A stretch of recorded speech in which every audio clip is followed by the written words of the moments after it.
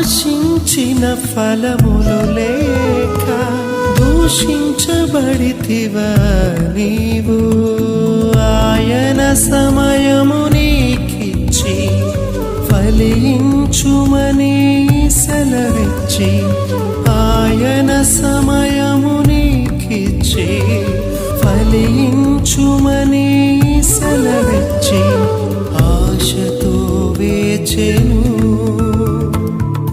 అపరాధములనే ఆకులతో అపరాధములనే ఆకులతో అలరారుచున్నావా, అలరారుచున్నావా.